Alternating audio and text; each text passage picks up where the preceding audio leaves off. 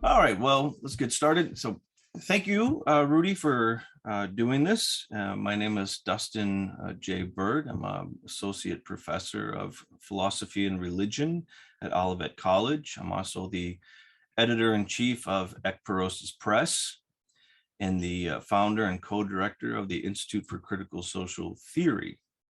And today what we're going to do is we're going to talk about a new publication by Dr. Rudolf J. Siebert. That new book is called Hegel and the Critical Theory of Religion, recently published by Ekpyrosis Press. And in this book, you'll find essays from the 1970s up to the year 2021 on Hegel and his influence on the critical theory, and especially the critical theory of religion as developed over the course of the last 50 plus years by Dr. Rudolf J. Siebert and others. So with that, welcome, Dr. Siebert. Thank you for doing this. Thank you. So what we're going to do today is just talk a little bit about the book. I got some questions for you, try to get a feel for the book, what's going on, some of the main themes, the main ideas in the book, so our listeners can understand what they're getting into when they study the critical theory of religion and the Hegelian influence in it. So just first couple of questions about your background with Hegel. How and when did you discover Hegel? Well, only very late. So we never talked about Hegel in our family, certainly. I come from a working class family. My father was an electrician and my mother was a typist in a Jewish shoe factory. And so what we talked about were everyday things, were frankfurters and hamburgers and nice practical things, but philosophy never came up and art never came up, but there was religion. So I grew up as a Catholic. We went to mass every Sunday and we had our prayers, but there was never any philosopher entering our discourse, so particularly not Hegel. Also in the elementary schools, I started with a school in 1933. So the schools became more and more fascist and there was no word about Hegel in the elementary school or then in the gymnasium. I went to the Lessing Gymnasium and we learned Latin and Greek and Hebrew. And these were the languages Hegel had also studied. He was also a philologist in these old languages. So he should have come up, but he never came up. So throughout my education in Nazi Germany from 1933 to 1945, there was never any talk about Hegel. So, but one event happened when I heard this name the first time, and that came from a communist, a member of the Communist Party, which under liberal Weimar government, it was permitted, but under Nazism, the Communist Party was forbidden and many communists were put into concentration camps. And so I met this Mr. Müller when he had just come out of Dachau, the concentration camp of Dachau. And we stood at the corner of our settlement, which was called the Peace. And in the distance, there was a bombardment of the city of Mainz by the American Air Force during daytime.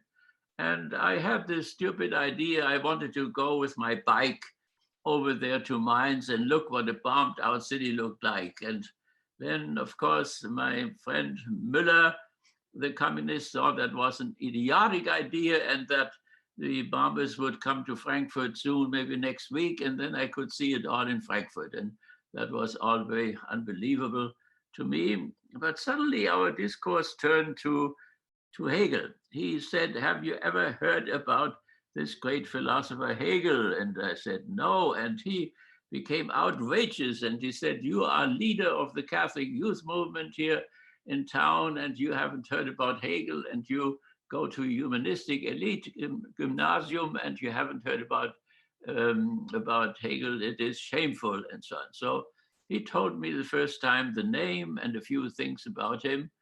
And that was practically my introduction, but that was very isolated.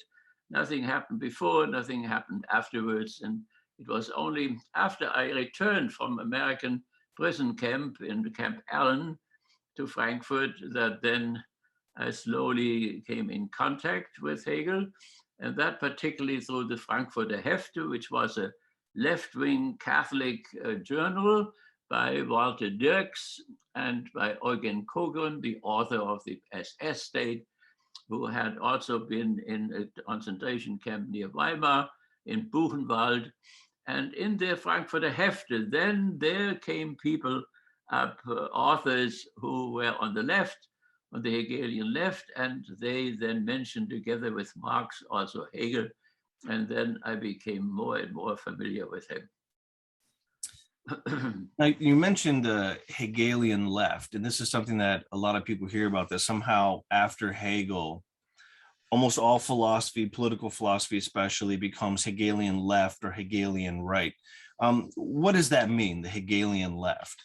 Well, it meant that Hegel's philosophy was a great synthesis of many antitheses, of many antagonisms. So the antagonism between the individual and the collective, or between Catholic and Protestant, or between the working class and the bourgeoisie. And so Hegel had somewhat created a gigantic type of a synthesis, not only of many different philosophies, but also of all these antagonisms which characterize the modern world. And after him, there was nobody who could hold on to this synthesis anymore, and it broke apart. So on the Hegelian left, we had people who then used Hegel's dialectical logic. On the right, this logic was rejected. So the left represented the working class, the right represented the bourgeoisie and the nobility. So instead of dialectics on the left, we had then positivism, the positivistic logic on the right, which was practically a continuation of the Aristotelian logic in different forms. So that is the right and the left. And there was something like a center, which some people follow too, were very close to Hegel's theology still. So, but the center was weak, but very strong became the left and the right. And then later on, it was called the praxis philosophy on the left, and it was called positivism then on the right. And so that divided the whole European culture then, and still does up to the day. So people say, we don't want to talk without right and left anymore, but it doesn't help because it is simply part of our reality. And we hear it on television all day long, where the left talks about the right and the right talks about the left. So Fox News on the right, for instance, also then recently talked about Hegel, and that was astonishing. They usually fight about Marx and Marxism, and so does the Eternal Word, which is a Catholic Fox News. And so there, but suddenly recently they started out to attack Hegel as well, and that was astonishing. Yeah, especially considering how, let's be honest, deeply religious Hegel was. I mean, throughout his whole philosophy is the theodicy, a theological question, a theological concern, which is something that you have continuously brought to the forefront of your discourse on Hegel from the 1970s, maybe late 60s up until the modern period. And so I think oftentimes the critique of Hegel coming from the right has something to do with the dialectical logic that you've talked about, that you just mentioned, or this concept of Aufheben, determinate negation. How does determinate negation play a role in Hegel's philosophy? Well, I mean, the question is why Hegel was persona non grata in fascist Germany or fascist Europe, and why it was that also in the United States since the Great Depression.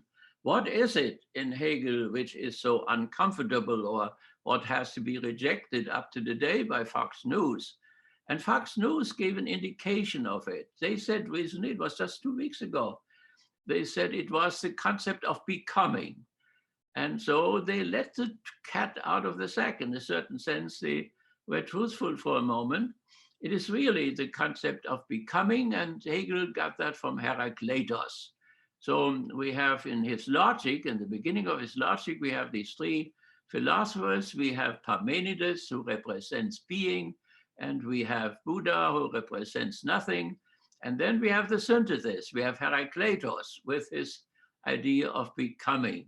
Everything moves, pantare, and partea polymos pantea, so pantone. That means war, that means conflict, that means antithesis is the father of all things. So that this becoming now means the following thing. In all social system of exploitation, like slavery or feudalism or capitalism, the workers or the slaves or the serfs are made to believe that their system and their masters will be forever. Even today, masses of the workers think that capitalism will be forever, or that there can be nothing good after capitalism, that it is somehow the final system. So to shake on this faith that the system will be forever, that is dangerous, because it is important for the stability of the system that the masses who live in there believe that it will be forever. And so we have in fascism this fanatic attempt to keep capitalism forever. That is the task of fascism. And so therefore fascism comes up in opposition to communism or socialism, who want to determinately negate, who want to negate the capitalistic system and go to something else, socialism or communism or whatever. So that is the struggle in which we find ourselves in the 20th century and now again in the 21st century. And that is why it doesn't go away, because underlying is a system which is deeply dualistic, where we have the few who appropriate privately collective surplus labor of the many. And that fundamental contradiction creates those responses all the time. And so socialism is a response to this contradiction, and fascism is a response to this system. That is sometimes why the right or Trump and so on say socialistic things like you have nothing to lose, or I am the voice of the voiceless, or whatever. So both movements on the right and the left respond to the antagonism between the classes, which is an antagonism between private appropriation of collective surplus labor and collective appropriation of collective surplus labor. So private and collective, that is the antagonism. And this antagonism is supposed to be resolved in the collective appropriation of collective surplus labor in many different forms, like the Yugoslav self-management system, or the Soviet system, or the Cuban system, or the Venezuela system, or the Nicaragua system, and so on. There are many, many ways to do that more or less effectively. Yeah. So would you say that you know, had Hegel never had a Marx, he would be a new Heraclitus, talking about the process of history becoming, that it's always changing, that it's always maybe has a telos, right? That the change already is there, it's ingrained, it's entelechy, but somehow Marx is the one that takes that kind of very almost like spiritual world geist idea and makes it concrete, and therefore it becomes about class, it becomes about class struggle, it becomes about changing, as you said, or overthrowing the capitalistic system. So is it Hegel, or is it Marx, or is it both of them that really is the threat to the capitalist, let's say, status quo? Well, I mean, Fox News is on the right track there. So of course, Marx knew that Hegel was the greater thinker, of course, and he confessed that Hegel was his teacher. He had a controversy with him, and the controversy was that he changed his notion dialectics into a reality dialectics, which Hegel had also already. But so he emphasized this reality dialectics. But the idea of freedom, and that with inner necessity, that freedom would finally be achieved. And no matter what feudal lords, capitalists, or slaveholders, or whatever do, they come and they go. And that is the dangerous part. They will go. And the capitalists will go as the feudal lords had to go. And the capitalists didn't make them go through the guillotine, and as the slaveholders went, and so on. So it is this inner necessity, which is, strangely enough, an a priori thing. It is metaphysical, Marxism is anti-metaphysical up to Habermas, post-metaphysical, but they kept, Marx at least kept this metaphysical element, not Habermas, but Marx did the metaphysical thing. So with internal necessity, the historical process moves forward. No matter what fascists will do, no matter what socialists will do, it will reach finally this goal, the realm of freedom on the basis of the necessity of nature and the necessity of economics. So there is an inheritance. And so what Marx did was determinedly negating Hegel into his historical materialism. And Engels, of course, said that all idealism is religion, that religion is all idealism. He identified both of them. So, Marx, of course, followed him, and they both followed Feuerbach, who listened to Hegel's philosophy of religion twice, even, and then came up with his own projection theory in terms of religion. So, yes, I mean, Hegel was a deeply religious person still, and Karl Barth has seen that. Karl Barth thought Hegel should become the Thomas of Aquinas of the Protestants, and I always thought that Hegel should become the Thomas of Aquinas for Catholics and Protestants, for Protestants and Catholics, and so on. So if that can still happen is another question which is open. So nevertheless, so that is the relationship of Marx and Hegel. Marx indeed is a Hegelian through and through, but also a Kantian. His father was a Kantian, Marx's father. The director of his high school was a Kantian. So the Kantian influence is very great in Marx, but particularly Hegel. And so in that case, for once, the Fox News is on the right track. Yeah, you don't see that very often. Yeah, right. But as you say, every now and then, even someone like a fascist can tell you the truth, right? Yeah, right. And one has to, our discourse has to be open, that the truth can really happen on the right, on the left, and in the center. And one must not simply say, because a right-winger says this, therefore it's not true. Mm-hmm. Or because the church says it, therefore it's true. Because something is true, therefore the church says it, and not the other way around. So that is a very important principle. Yeah. So one of the things that in studying the Frankfurt School, the Frankfurt School is oftentimes called a neo-Marxist school of thought. And of course, there's a lot of other influences there. There's, like you said, the influence of Kant, there's the influence of Nietzsche, there's the influence of Judaism as well. I wrote about that, you've written about that. But there's, not a whole lot of works demonstrating the clear, what I think is very clear and important connection between the Frankfurt School and Hegel.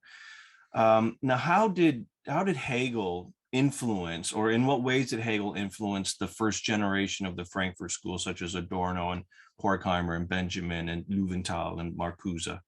Yeah, well, I mean, here again, sometimes the right may be right and the left may be right. So Horkheimer invented that word critical theory.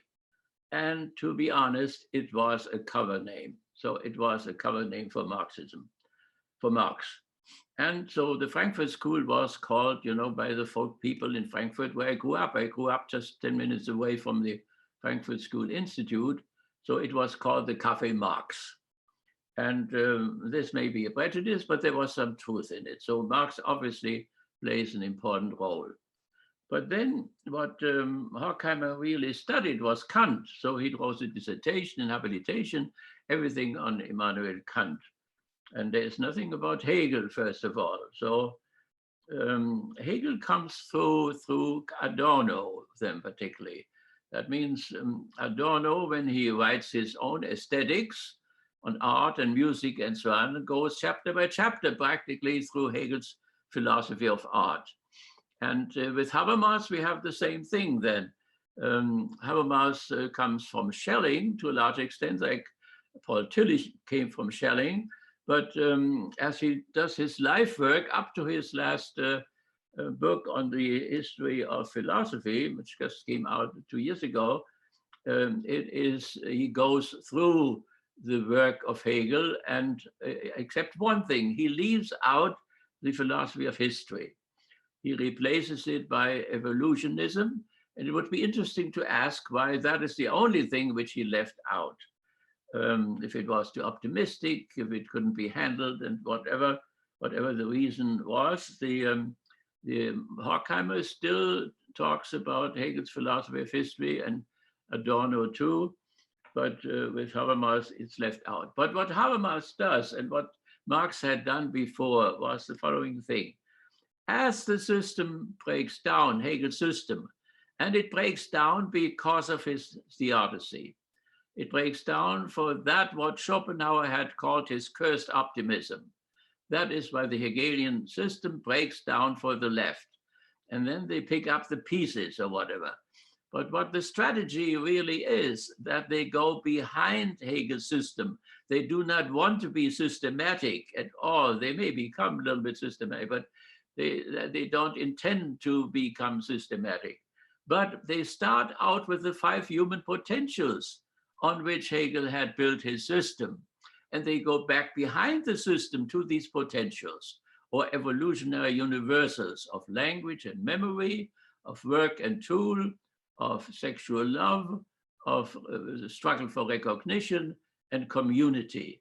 So then you can see that every of those post-Hegelians comes from one of those particular potentials. So Freud concentrates on sexual love, and Marx concentrates on work and tool, and Habermas then concentrates on language and memory and the struggle for recognition, and his student then concentrates completely on the struggle for recognition.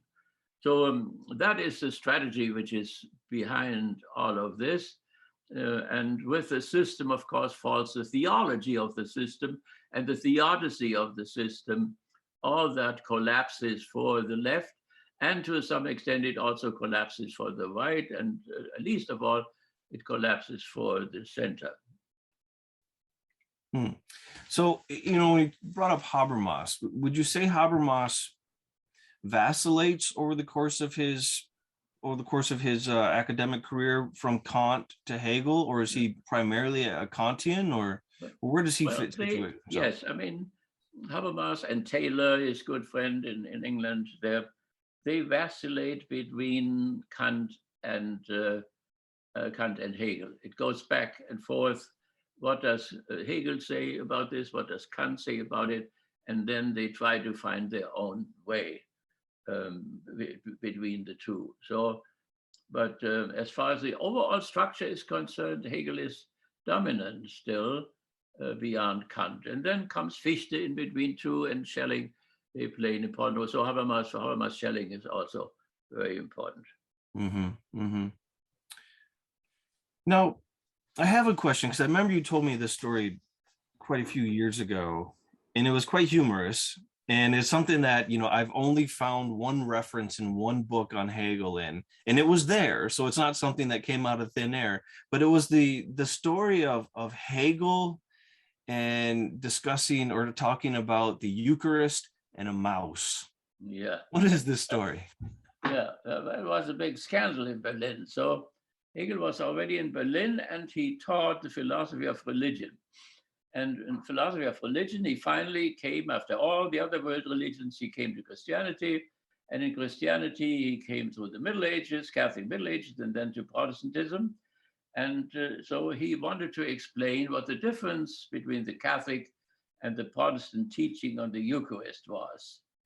And so what had happened was, on one side, we had the Catholic theory of the Eucharist.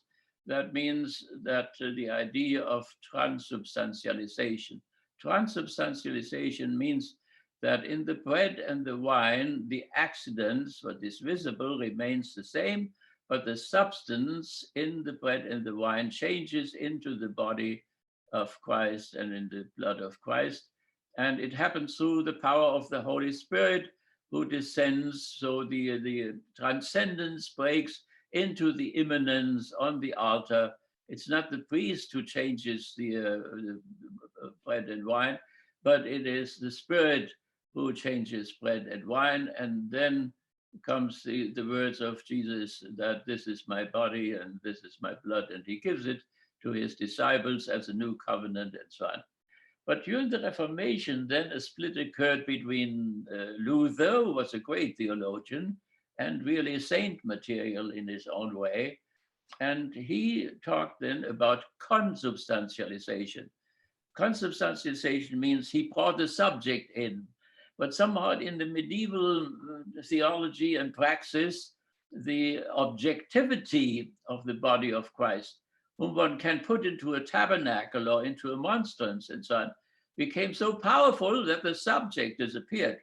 So the Trent Council had to make laws against priests celebrating the Mass alone, even without an altar boy. So then they made the law that at least one or two people had to be there and somebody prayed. So the Trent Council already tried to satisfy Luther by putting people in there, but it was not enough. So that means for Luther, the transfiguration takes place not only objectively, he holds on to that, but subjectively by the faithful subject who participates in the consecration of the bread and the wine.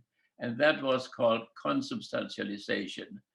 And then the other reformers, Flacius Illyricus from Yugoslavia, and also Calvin and Zwingli and so on, came to other solutions. And they met, and Luther said, you have a different spirit. Because for Calvin and Zwingli and so on, it became entirely symbolical. There had been the historical event of the Pascha meal of the year 30, and then what happened on the altar was simply a symbolical affair. There was no objectivity left anymore. So you have that extreme objectivity of Catholicism. You have Luther's synthesis of the objectivity and subjectivity, which the Catholics should have really should have taken over. They should have taken over more of the reformers, which would really have helped if the Jesuitic counter-reformation had not taken place. So we have the Catholic objectivism. We have the attempt to bring object and subject together.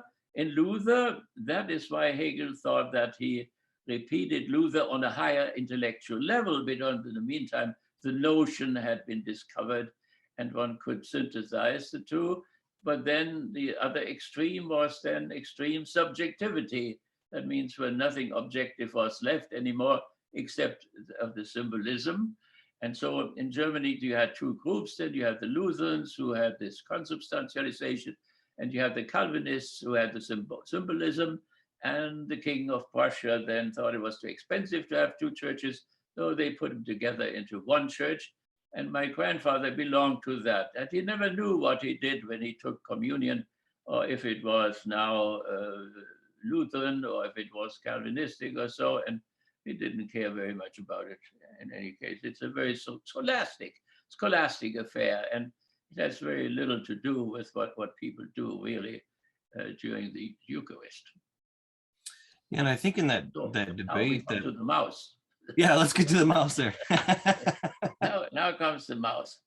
Because in order to make clear what the Catholic objectivism means, he said that when part of the host falls down and the mouse eats it, then the Catholics have to kneel before the mouse. And he even went into Latin, because that was too bad. Even when the mouse defecates, then the Catholics still have to kneel before that as well. So it was Latin so that most people wouldn't understand it, but it was bad enough. So, and then the Bishop of Berlin, he protested to the cultural minister, who was a good friend of Hegel.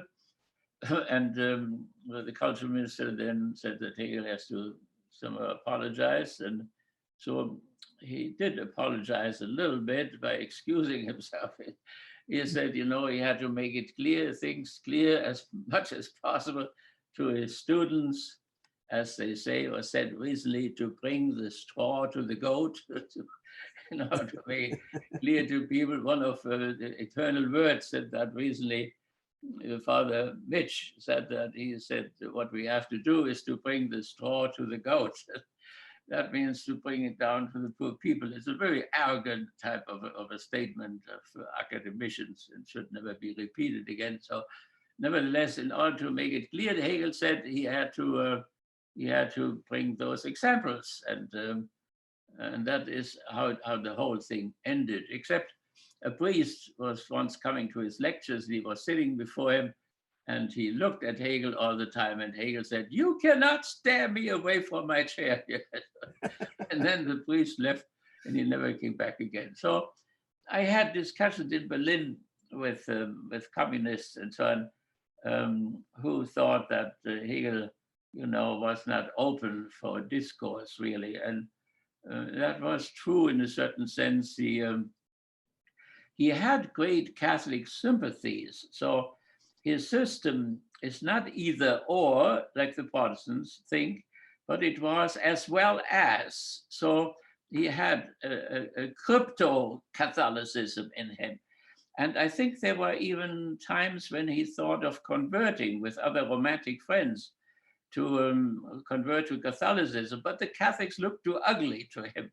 Particularly the clergy looked ugly. He had something against the eunuchs or whatever. He was not a eunuch. He was one of the first philosophers with Fichte who got married. Otherwise, in England and Europe, professors did not get married. They all lived in celibacy, like the monks in the Middle Ages. So nevertheless, that was his thing with Catholics. Was somewhat precarious.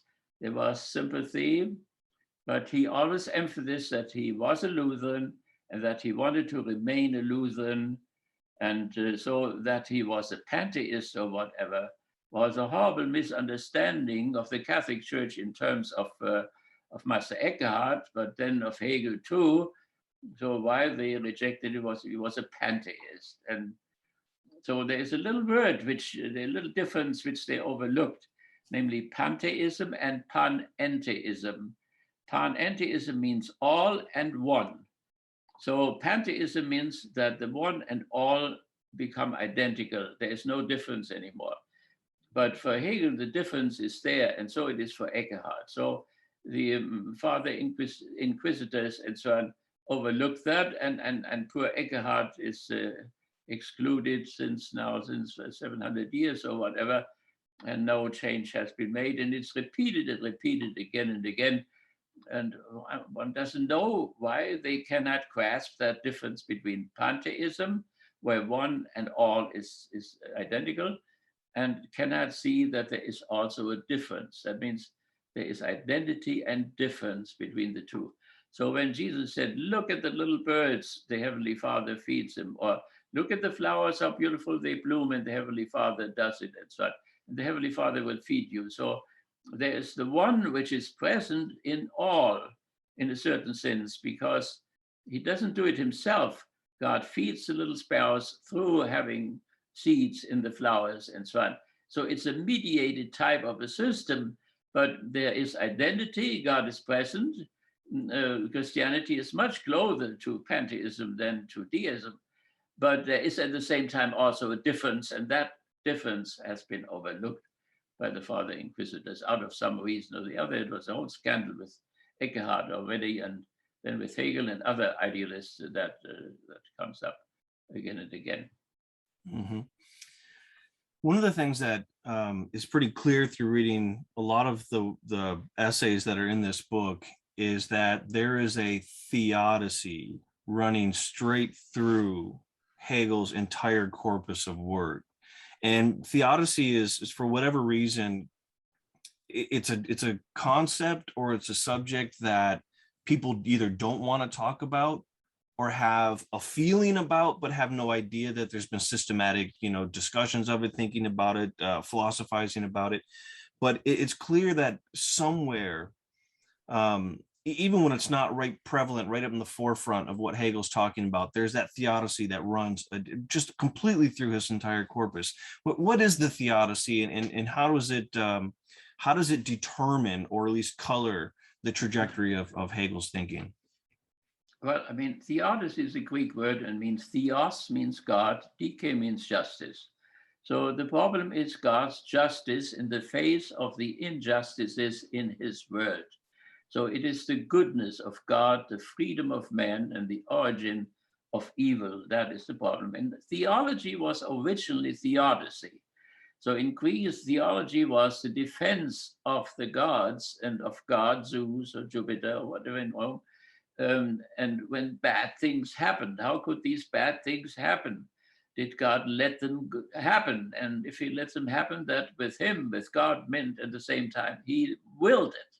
So how can God will these bad things and so on? So, but then as theology and became Christian theology, there were Manichaean type of theologies, which divided the Old Testament of the bad God from the New Testament with the good and loving God, and it was rejected by the church, and rightly so. And there were Gnostic writings which went in the same direction. But the problem was seen for a long time.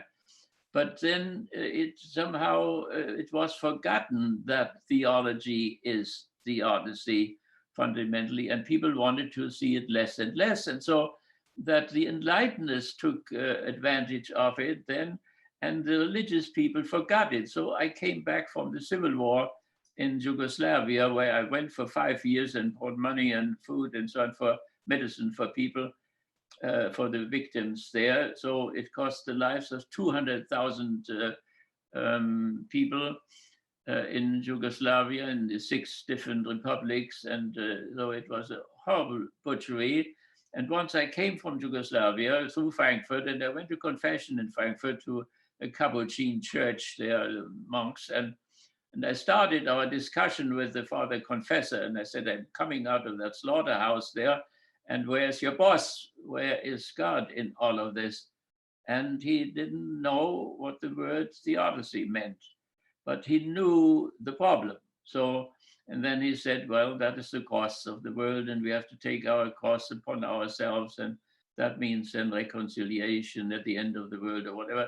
But he had no real theoretical answer. So he had a practical answer, like imitation of Christ and so on, but he had no real objective answer. And there's no religion today which has an adequate theoretical answer. But Hegel tried once, and his whole system is an answer to the theodicy, and that enraged the Schopenhauer, his arch enemy, so much that Schopenhauer also taught in Berlin, and people were more attracted to Hegel.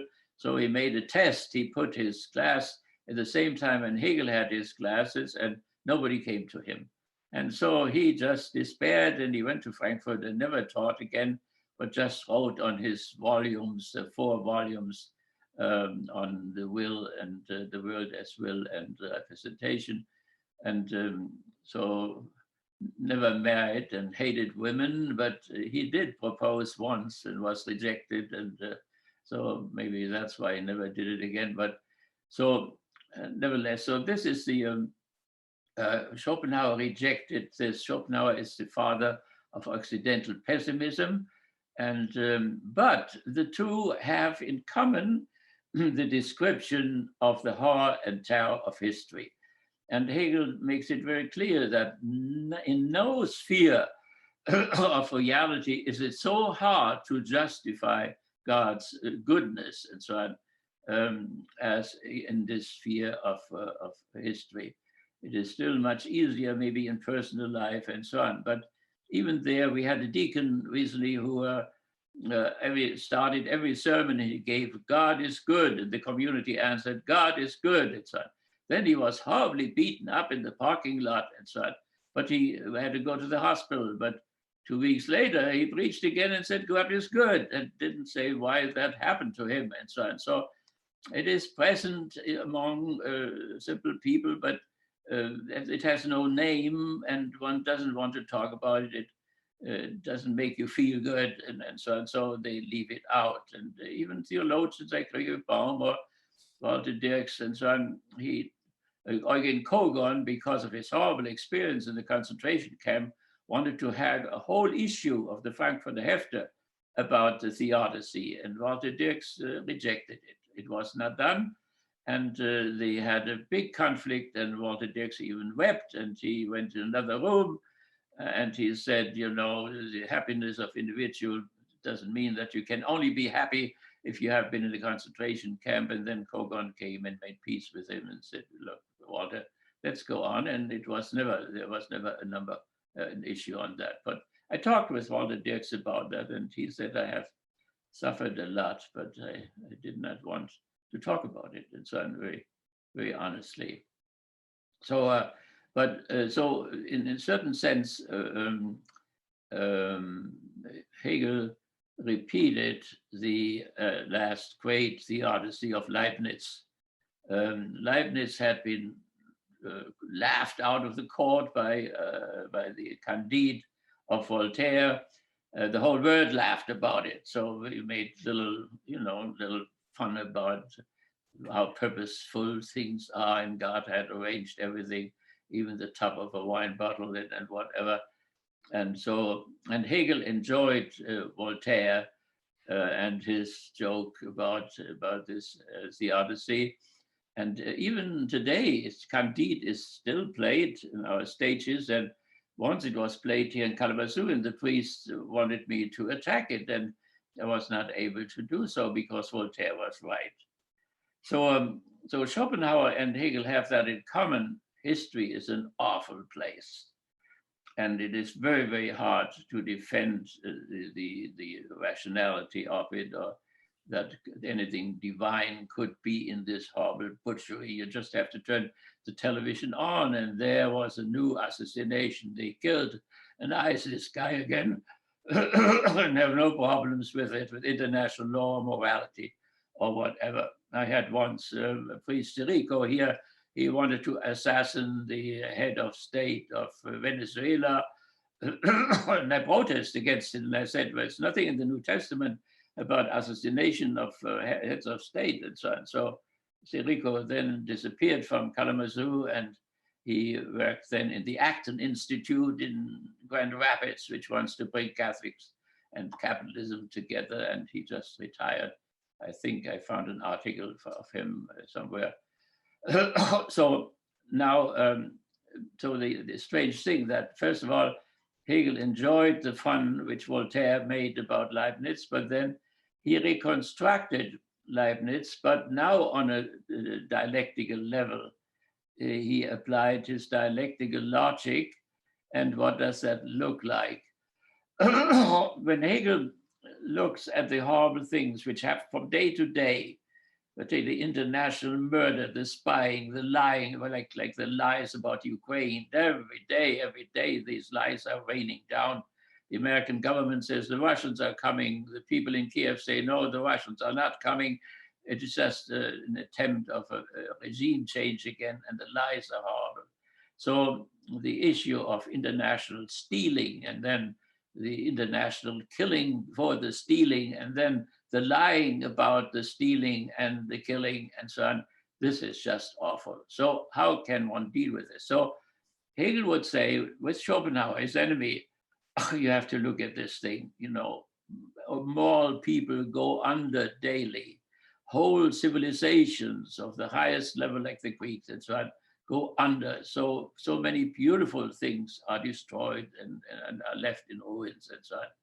But then Hegel makes some kind of a shift of consciousness, which no modern scientist can do. He shifts from the a priori approach to the, from an a posteriori point of view, to a priori point of view. That means he tells people to change their consciousness and turn to the beginning, namely to the sentence of the Parmenides, reason governs the world, God's reason governs the world, and to the Psalms and the prophets of the three Abrahamic religions of Judaism and so on, and that providence governs the world. And that not only in general and abstractly, but concretely. That means reason governs the world, providence governs the world, into everything particular, and even into the singularity. so that there is almost no contingency or accidentality, so that it can happen that things are contingent and accidental, but usually the God's providence goes into the singular life of people and what happens to them from day to day, as it goes through the great men when they make history and so on. And now there comes, of course, for us today, Auschwitz, and it comes the Hitler Empire, and it comes the issue of Barbarossa, the attack, the invasion of Russia, and the killing of 6 million Jews, and the killing of 26 million Russians, supposed to be all communists and so on. This unbelievable mass murder. Of course, they murdered throughout history, but the technology allowed such a large amount of people to be killed, this mass killing and so on. So can Hegel still today, or could he at Marx's time, still answer the theodicy question? And what is it? How does he answer it? So first would be that reason governs the world, or providence governs the world. And reason has a purpose, and that purpose is the realm of freedom, which then Marx takes over too. And this realm of freedom is then reached by means, and the means are the great men. The great men make history. But for Hegel, the great men and the masses together make history. And then for Tolstoy, only the masses make history. And for Hitler, the great man theory, only the great men make history and not the masses. So for Marx, only the masses of the workers make history, not the great man. And so there are variations. So nevertheless, they are the means, and they make history. They unconsciously, very often. That means they may have their own power or what at mind to increase, but in reality, they do something else. And Hitler is a very good example. He wanted to make Europe and Germany great again. He asked England to participate. England refused, and so on. He wanted to solve the European overpopulation problem by opening up the Russian areas. Wonderful when you fly over Russia. We did both. We flew over it. You see that tremendous land and fertile land and so on, and not enough is done with it and so on. And so the masses in Western Europe, and then this open space to the east. So therefore, he wanted to make Europe great again. He wanted the British to have a fleet and the colonies in Africa. He wanted a little bit of colonies in Africa too, but mainly he wanted to have colonized. He wanted to colonize the east up to the Ural, or up to up to the Ural, and then divide it all up. And the network was already there: street to Petersburg, and street to Moscow, and a street to Stalingrad, and so on, to Kiev. So it was all planned, and there would be German soldier farmers. They would be ahead, and then the Slavs would all do the work. They would be fed well, and the birth control down to 2 per person. They would replace themselves, and so on. It was all planned out, and so on. So that he had in mind. But by declaring war against the 2 frontrunners of history, namely the Slavic world and the American world at Pearl Harbor and so on, that was then he did produce the opposite, namely he sent Europe into retirement. That Europe, which should be a new world historical power, moved into the niche of world history where it is now. So, and as it shapes up now, Putin was just in Peking. So we have now the Slavic world with China as a background, and we have the American world with Europe as a background, and the dualism develops, which hopefully that the competition will be a competition of who has no slums, who has better health insurance, who has better education, where do people live longer, and so on, so that the 2 worlds, the American and the Slavic world, compete with each other, and the others can then choose which model they would like to follow, and so on. So that was the idea. Reason governs the world. It governs the world toward a goal within a necessity. It does this through the great men who may be more or less aware of their passions The passions may blind them, but they do the right thing even unconsciously, together with the masses or without them. And then they do that in the material, namely in the social systems. It means a change of family, a change of civil society, a change of the state, a change of culture, of art, religion, and so on. And that goes in stages. And for Hegel, it is the freedom of one, the freedom of few, the freedom of all. And for Marx, it is then the fruit pickers and the hunters and fisher and the slave holders and the feudal lords and the capitalists and the socialists and the communists and so on. So that is where Hegel, where Marx changes the idealistic system with the a priori into a posteriori system, a scientific system, so to speak, more closer to the Marx has positivistic elements. And maybe everybody has to have positivistic elements. Positivism means facts and statistics and so on. What is wrong with positivism is that it stays with those facts and data and does not ask if they are good or bad, and if they are should maybe change. So then we know what's going on in our slums, but we stop with knowing how many people are in our slums. Then we don't ask if they ought to be in those slums or if it is inhuman to be in those slums, and that therefore we have to change those slums. And so since we are positivists, we have slums since 200 years in every town of this nation, and in between the rural slums on top of it, and so on.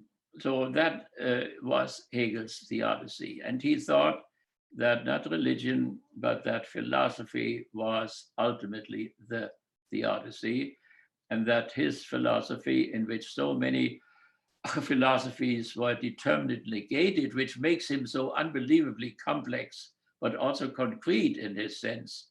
The concreteness, it's interesting, the civil society now is still very abstract, and the Gestapo, in order to find if somebody was a socialist, they counted how many times somebody would say concrete. If he said concrete all the time, they knew, that's a socialist. He wants to go to a more concrete society, a more complicated society than when things, concrete means congress, to go together. The more things go together, the more concrete they become. So porno is very abstract in that sense. So something which is very sensuous can at the same time be very abstract. So there's a difference between everyday language and the philosophical language. So, and that is, of course, even this very complicated theodicy has come into question through the post-Hegel event. He thought that the Europeans should not make any wars anymore, that Europe had come to the end of its priority and of its front runner position, and that it was too late for the Europeans to make war, but they still made wars through the 19th century, and then they made the two biggest of all wars, the First and the Second World War, in a total crash. So that is Hegel's philosophy of history and his theodicy. So if Hitler had been reading Hegel as opposed to Schopenhauer, he would have known that the age for European expansion and empire was already done. Yeah, right. Right. And that an experiment which he would do. So Barbarossa comes from Frederick II of Sicily, a very great medieval German emperor. So it was a medieval ideal to restore the empire. Not the first empire of Barbarossa, the Red Beard, not the second empire of Bismarck, but the third empire was again, and it cannot be done in history. Wherever people take a period centuries ago and try to bring a nation which moves into the niche, out of the niche again, ends either in a comedy or it ends in a tragedy. So, and in that sense, Hitler's thing was a comedy, but it was even more so a tragedy to attempt that once more. Yeah, and we see that again, with current movements, these retrotopian movements that are, palingenetic in the sense that the future of the nation is behind us. We have to make America great again the way it was before. We have to reproduce the past again into the future in order to bring it into some kind of meaningful existence. And as you said, any attempt to do that, to somehow reverse the dialectic and determinate and negate something and bring that which is already negated back to the forefront, that ends in tragedy or ends in farce, or comedy. Yeah. And so of course we are, a front runner now together with the Russian Federation. And so therefore the America is not going back as such.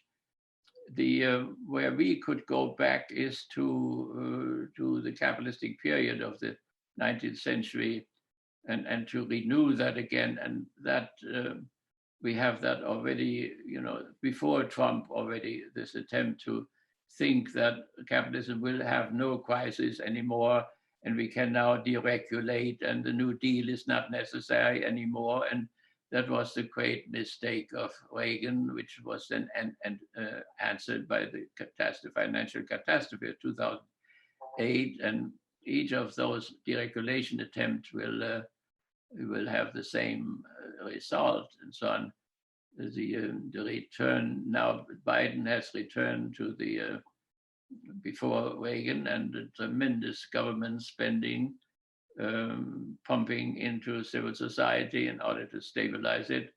That showed that the Reagan thing was really a great mistake. So in that sense, but otherwise, we don't want to go back, hopefully, to England or to Germany or to Egypt or whatever. So we are not in the niche. We are not in the niche. We will move into the niche someday, but I don't think, I'm not that pessimistic that I think we are done with or so. It is much too short for the Slavic world and for the American world to move already in retirement. Our retirement, I think, it's far away from us, but our responsibility is enormous. In Europe, they can now go fishing and so on, but we have to do more than fishing here. And that is a tremendous educational job which has to be done here now. Mm-hmm. Post Auschwitz, it became very clear, I think, for a lot of the Frankfurt Schoolers, especially Adorno, when he wrote Negative Dialectics, that somehow the cursed optimism, as Schopenhauer said of Hegel, that in some cases, no rose comes from the cross, no resurrection comes from the death on the cross. Nothing good comes out of the catastrophe, as was the case of Auschwitz. When that somehow the Theodicy answers simply do not, or are not adequate to see some kind of good coming out of this. The dead are dead and they can't be resurrected, and there was no meaning whatsoever to their deaths, to their slaughter. It seems that somehow the positive metaphysics of trying to see meaning, a good meaning, in this kind of catastrophe might not be sustainable after something like Auschwitz, as Adorno would say. What do you think about that? Yeah, so I mean, the logic behind it is the dialectical logic. If you take the Fichte interpretation of Hegel's dialectical logic, it is thesis, antithesis, and synthesis. So that means the synthesis was supposed to come with internal necessity. That means the antagonism, the antithesis would be overcome with inner necessity, and there would be a good result. And somehow Marx has that, and also the Frankfurt School had it, when they believed, that the workers would rise against fascism. And so they made that, the statistics of Fromm in 1930, 32, 33, where they had 8,000 workers, and to find out much percentage of them were authoritarian, that means fascist personalities, and how many were revolutionary, which means democratic personalities. I'm just writing a book about this in terms of our present situation. And they predicted somehow, that it was very possible that fascism would win finally, because they were about 12% authoritarian personalities, but they were also about 12% or 15% of democratic or revolutionary personalities. So it could still go the other way. But then masses of workers were simply quiet and silent as the right took over more and more. And then the Frankfurt School became more Schopenhauerian, more pessimistic. And the negative dialectics is an outcome of this. That means it holds on to the dialectics, but it is not so sure any longer if the synthesis can be really reached. So there was this enormous war with 70 million people dead, and fascism was really destroyed as it could not possibly be more destroyed militarily in Moscow, where 10 million men were fighting against each other.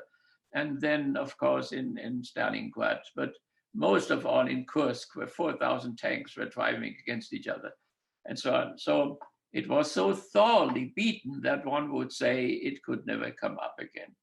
In the last days in the bunker in Berlin, Hitler said it would take centuries until fascism would come back again. And he was wrong with that too, time-wise at least. So it came already back again after 80 years because of the continually deepening of the contradiction of the private and collective appropriation. That means the poor get always poorer, more of them get poor, and part of the middle class sink down into the proletariat, and on the other side, smaller and smaller groups.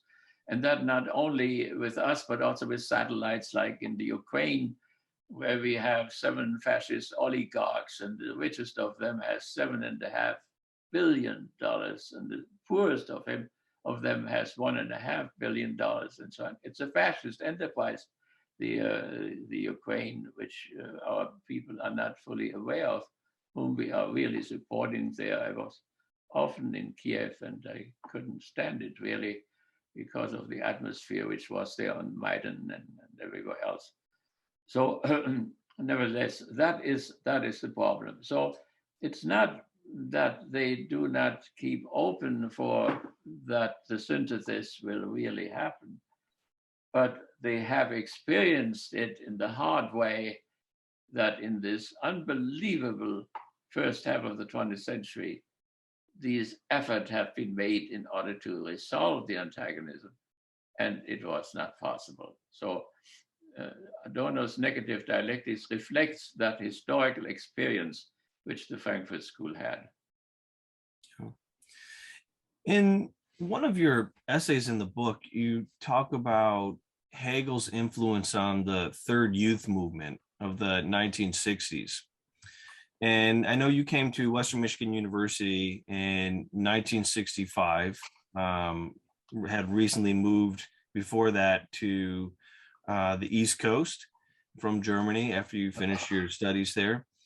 And you moved right into West Michigan on the university, full of the counterculture at this tumultuous time, where Medgar Evers was killed, Jack Kennedy was killed later on, Malcolm's killed in 1965, Martin is killed in 68. This was a tumultuous time to be on campus and on the university, and you're talking about Hegel, right? You're teaching about Hegel. So how does Hegel connect to the third youth movement of the 1960s? Yeah. So let me just go back for very shortly. I encountered the Frankfurt School practically before I encountered it theoretically when I returned to Germany in the prison camp. So I was a prisoner of war in the United States, and at the time there was still the idea that all Germans had been fascists, and the prisoners were treated that way. So there were 300,000 German prisoners here from the Afrika Korps, and 100,000 Italians, and they were all considered to be fascists, and they were to the largest extent, really fascist. But then there was a contact between the Frankfurt School and the New School with Mrs. Roosevelt. And the idea was brought up that not all Germans may have been fascists, but that there were a certain amount of people who could, were not, and could be used maybe for the reconstruction of a post-fascist state. And so I was at hearings with FBI or with the Secret Service, all Jewish, all from Germany, spoke all German better than I did, and knew Frankfurt better than I knew. And they knew about our activities in the Catholic Youth Movement and how we had helped Jewish people and how we had spread the encyclical letter of the Bishop of Münster against concentration camps, but also against saturation bombing. So nevertheless, we were then, after I was chosen and was categorized as an anti-Nazis, others were categorized as Nazis and others were categorized as war criminals. And it was done without violence, I must say, to the honor. There was no torture whatsoever. There was just very intelligent cross hearings in which they found out that, see, a comrade of mine, what did you do? Which unit were you in? What did you do? Did you drive a truck? Yes. Where? Near Kiev. I drove a truck near Kiev and so on. So who was on the truck? There were people on the truck. What kind of people? And suddenly they caught him in a network of cross hearing and so on. And the same thing they did with me. We were all a little bit stunned and whatever. Sometimes I didn't even know who the Pope was and so on. But nevertheless, they found out and identified me as an anti-Nazi. And then I was trained in the critical theory in a certain sense, in a little bit funny way, because we said there is this lack of space. And they said, well, build skyscrapers and plant potatoes on top of them and you will solve the problem. So it was, but they were sociologists and they were good ones from famous universities who came and taught us and so on. And then I was sent back to Germany in order to do that, to transform the fascist state into a liberal state. And a mistake was made in the State Department. They were all Liberty ships and they had numbers, they had no names. So they sent the wrong number in the wrong place. The Nazi ship went to Hamburg and the anti-Nazi ship went to Bolbeck or to the Le Havre, and from Le Havre to Bolbeck, which was an American concentration camp for SS men. And it was hell, the whole thing. So we had sea bags full of stuff for chocolate and cigarettes to go to the black market in Frankfurt and then feed ourselves and then fight for democracy. You cannot fight for democracy without eating anything. So he took it all away, distributed it among his coolies, played with his dog like an SS officer. And so we said we're all anti-Nazi. He said all Germans were anti-Nazis. And so he sent us back in the tent. The tent were full of water, 3 dead people in the tent because they didn't tell him, because they wanted to have the food of the dead ones, because they were starving. French doctors came in and sorted people out for working in the mines or working in the minefields in the Normandy where the maps got lost and arms and legs, everything were cut off by exploding mines. And so, which was all against international law. And I never had to complain about however I was treated. I was always treated well as a prisoner of war. I didn't get anything to eat in Worms for a whole week, but that was nobody's fault. That was a logistic problem. There were millions of people coming over here, soldiers and millions of prisoners. It could not be handled, and that was nobody's fault. But I did go to the American military government in Frankfurt at the IG Farm building and complain bitterly about the behavior against the Geneva Convention of keeping prisoners in that specific camp. And I don't know how many other of those camps existed. But nevertheless, after 3 weeks, then the State Department gave notice to the camp that we were really in the wrong place. And then we were sent to Frankfurt to Heilbronn. I was released as a prisoner. And then I started in the political parties, the CDU and so on, started my work to do that. And so between 1954 and then 1960, I went once more back to the United States in order to have courses in leadership and so on, in order to continue my work. I promised to go back to Germany. I went back to Germany, did my studies, and did this political work to transform this with Eugen Kogon and Walter Dirks, to transform the state, Nazi fascist state, into a liberal one, but not back into the Weimar model, but a new model. We wanted to have a different Christian democratic union where workers and Christians would be together. Then Adenauer came and did a restoration politics in which then Catholics and Protestant bourgeois got together into the CDU, which would further and further to the right. And then all the socialists were thrown out, the workers were thrown out, and the Socialistic Party became stronger, Communistic Party was forbidden. And so a completely different restoration model was produced. And it was foreseeable that if you produce another model like the pre-war model, it would do the same thing what the pre-model did, namely to deepen the antagonism between the private and the collective appropriation, and to deepen the abyss between the classes. And of course, one would have socialistic voices then, and against them, one would have the fascist movement again. And so that's what we have now. That is our situation now. And so that is the background of your question, which you had, which was what? Which was when you finally came here to the U.S., you came right in the midst of the 1960s. By 1960 or so, I had served now over a decade in Germany, and we thought that the danger of such a catastrophe would be much greater in the United States than it would be in Europe. And that is when I decided then to come to the States. And I went to the Jesuit school first. I taught at Loyola College in Baltimore for 3 years. And there was the Vietnam War already coming up. And I started, the critical thinking in Baltimore already. I taught economics and theology at the same time. I wanted to teach the social encyclical letters, but the Jesuits said, nobody does that. You cannot do it. You will lose all your friends.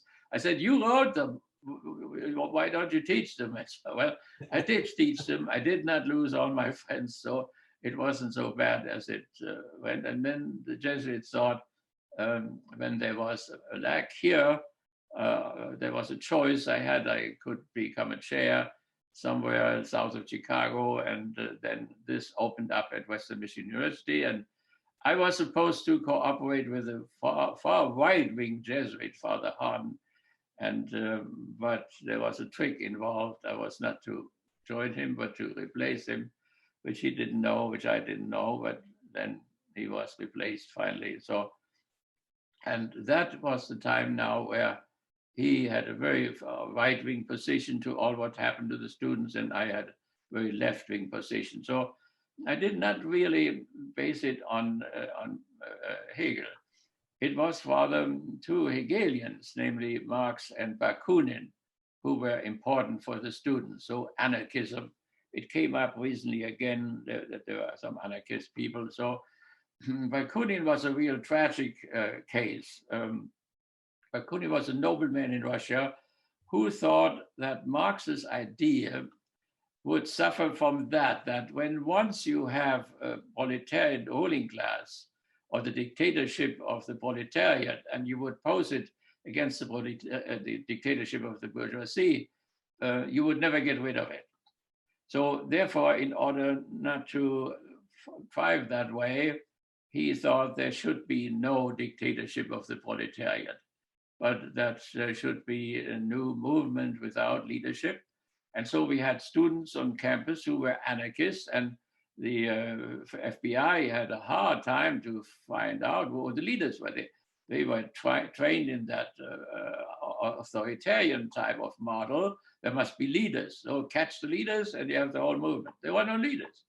There was just a whole group of 20 and there was no leader. So that was very embarrassing, and they had to change their whole strategy and technique when they came to my house and wanted to catch the leaders, and there were no leaders. So so that is the how I got involved, and I was then the connection between the universities in Detroit and here and that student movement.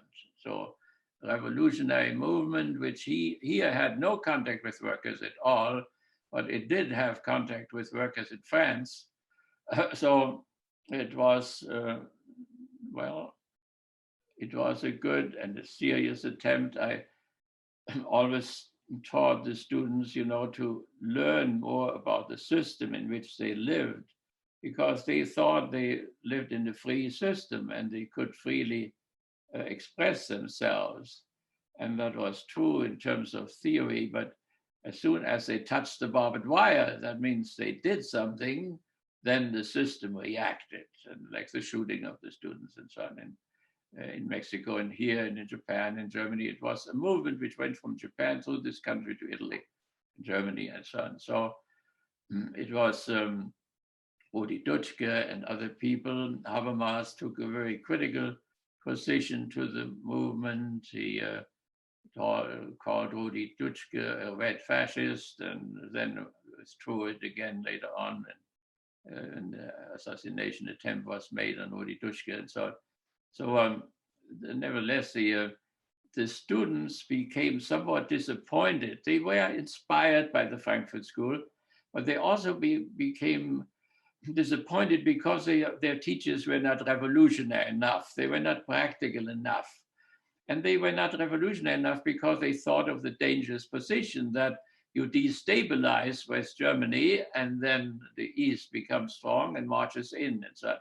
So they thought that the time was not ripe for such a revolution in the present situation. And for the student, this to be patient and so on was just an attempt to not to do anything. And so they were then frustrated with their teachers. They even tried to take over the Frankfurt Institute. They marched into it. Adorno had to call in the police against his own students. And that was, of course, a great disappointment. So Marcuse was one of the most active people who fought against Reagan and gave speeches against him in Paris and here in this country and so on. He was the most active one. But then Reagan won and Marcuse died. And so it was not the revolution which would have to happen or whatever could happen. It was not prepared adequately. They were not adequately educated. They did not know what the system was like in which they were. And they knew even less how one could possibly change it, and even less into what. Because simply to say the family will wither away, the state will wither away, and religion will wither away, and absolutely nothing withered away, and absolutely nothing can wither away. It can be changed, but it cannot wither away. So here, Hegel and the past was negated too abstractly, not only by Marx, but also by Lenin. And this too abstract negation of the old order then produced new problems, particularly in their policy concerning religion, which was disastrous. And and they themselves knew it there when they made people now into nice little atheists. They thought they wouldn't go to church on Sunday anymore in the Orthodox Church, but they would do something else worthwhile. And instead of that, they went to the soccer game. And so even for those teachers, though it was a disaster, that's not what they wanted. So, well, what the hell did they want? That is the question. And so what the Frankfurt School corrected in a certain sense then was to look at religion and reject the regressive elements, the irrational elements and so on, but at the same time translate positive elements like love of the neighbor into solidarity, or other things had been done before already. So to rescue, to not only to negate, but also to rescue religion in a new form of society, in a new form. It was not to wither away, but to be changed. And the same thing was true for the family, and the same thing was true for the state. And so one could maybe have avoided, first of all, one has to look at the greatness of the Soviet Union, which people hate to do, but even Hitler recognized that. Hitler flew to Helsinki in a plane all by himself. He did strange things. He flew to Helsinki in order to talk to Mannerheim, another fascist, and we have a record of it. We have a tape of it. and with his soft Austrian language, is very musical. He spoke very musical German, but not High German, but German with an Austrian dialect accent. And he talked to Mannerheim and he said, look, one has to respect a government which is able to put 20,000 tanks into the field in such a short time. He even had recognition for his arch enemy. Whenever we bring Hitler and Stalin together, we make a great historical mistake. These people are not the same. They are the opposite pole of things, and they were arch enemies and delivered to each other the most horrible, horrible battles which have ever been fought in human history before. So when you compare that there were 10 million men fighting in Moscow in one winter battle, and that Eisenhower had 350,000 men in the Normandy, then you see what the balance is between the war in the East and the war in the West. So that is why Hitler did the Ardennes offensive. He thought he should, shortly finish it up in the West, and then would be free completely to fight the real archenemy. Liberalism was bad enough, but communism or Marxism was the worst of all things, which they're horrifying dialectics. And so the officers, the German officers and the Russian officers had studied in the same institute near Frankfurt, the German warfare. And so the Germans were faced with their own practices, their own methods in Stalingrad, but with the addition of Zhukov's dialectical thinking, which really did them in so that they could not not break open the encirclement anymore. And that Stalingrad happened where a whole army with 1 million men was slaughtered. So also that had never happened in world history, and even it was worse in Kursk, where Zhukov kept his tanks back in the forest, and the Germans thought they had done it, and he only started and was able to break open the encirclement and break out, and never stopped until he was in Berlin. So, so that, as far as the question is concerned, which we just dealt with. Yeah. Last question for you. Bertolt Brecht, towards the end of his life, living next to the Dorothean cemetery, read 2 books. He read the Bible and he read Hegel's Logic. Why would he do that? What's the connection between the Bible and Hegel that would have someone like a Marxist playwright, Bertolt Brecht, reading these 2 volumes? Well, in a certain sense, we have to speculate there, because he himself didn't say much about that. So you have somebody who was an outstanding playwright, a Marxist playwright. And according to Eugen Kogon, he was just 1 little meter away from Christianity. So it was something which a Christian should have said. So Mother Courage, or the his play on Chicago, St. John of the Stockyards. Yeah. So which couldn't be played in Chicago, up to recently. And Western never wanted to play anything of Brecht.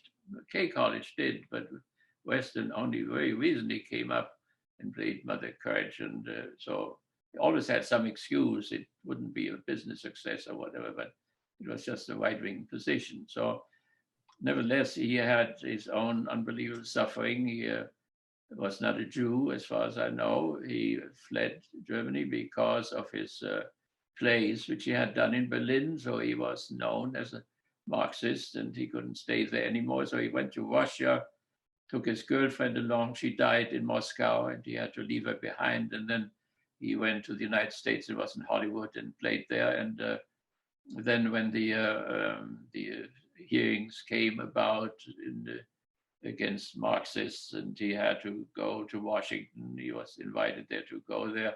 He made a deal with the lawyers, and what he would say when they would ask him, are you a member of the Communist Party? Have you ever been a member of the Communist Party? And that he would say no, in spite of the fact that he had been a member of the Communist Party. but not of the American Communist Party, but of the German Communist Party. So he went to the hearing, and they showed him a poem of him, and they read it in English. He said, I'd never heard of it. He said, and had his cigar in his mouth all the time, which he could never stop smoking. So, and then they bought it in German. He said, oh yeah, I remember, I wrote that. Nevertheless, he had his ticket already in his pocket to go to Switzerland. And so he was in Switzerland, and he was invited by the government in Frankfurt and went to the East sector and got a nice house, by the way, and could do his writings and would travel to the West all the time, and his plays were played in the West and in the East. But then came that tragic day when the workers in East Berlin rebelled against their own government. The government wanted to increase the production rate and turn the assembly lines faster, and the workers then, instigated by the Western Secret Service, which were all the old Nazis who had come back in the meantime. And so he was sitting there on the benches, seeing the workers marching, and was very sad about it. But he never lost faith that the workers would finally win the battle after all, and so on. So, but then in the last years of his life, he chose to move out of his big house into that apartment above the cemetery, which you mentioned, and so lived there for a few years. And during that time, he read the Bible. He had read the Bible all the time, by the way, throughout his life. And he took stories from there and imitated it, and so on. So what was new, what he had not done before, as far as we know, was that he read Hegel's Phenomenology of the Spirit, which shows the development of human consciousness through the centuries, from sense perception to understanding to reason.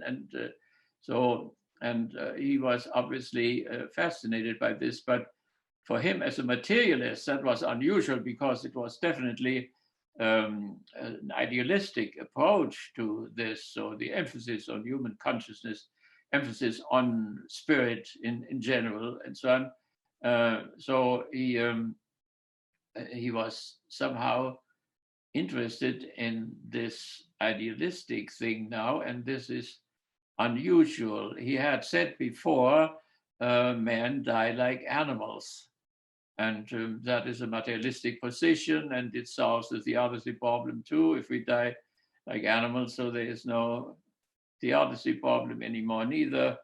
Hans Küng then turned it around and said we do not die like the animals. And I think Küng was right. We do not die like the animals, because we are conscious of that we have to die, and that shapes and forms our whole life in our culture and so on. And there's nothing like that in our pets or whatever.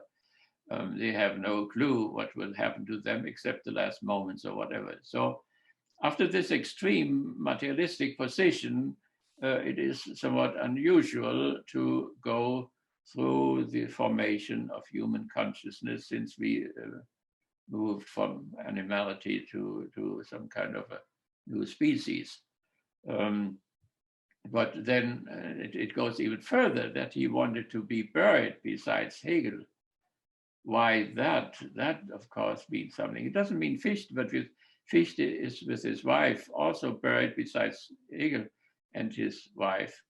And so he was not really buried beside him, but opposite him, but very close.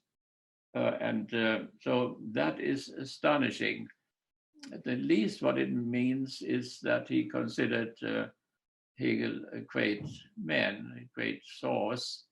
But even Hitler, who chose Schopenhauer, and maybe the world would have looked different if he had chosen Hegel, and we have no idea why he made that choice. But he had Schopenhauer in his backpack throughout the First World War, and always in pauses between battles, he studied Schopenhauer. And do you think of an American politician who could read Schopenhauer, or could play piano, Wagner's music on the piano, and so on? So it was a little bit different type of a politician whom you have there. Maybe thanks be to God. But nevertheless, and up to the last days in the bunker, where he talked about with Goebbels about Schopenhauer. And it would be interesting to know what in Schopenhauer, because there are three volumes about the will to life, and one volume about the redemption from the will to life in art and religion and philosophy. And it would be interesting to know which part of his work they discussed in the end. That means if they had any hope of redemption of any kind, or transmigration of the soul and so on, as Schopenhauer took from Buddhism and so on. So, but we have no idea what the content was. So nevertheless, that at least we can say that he probably did not recant, his own materialistic position, but like Marx,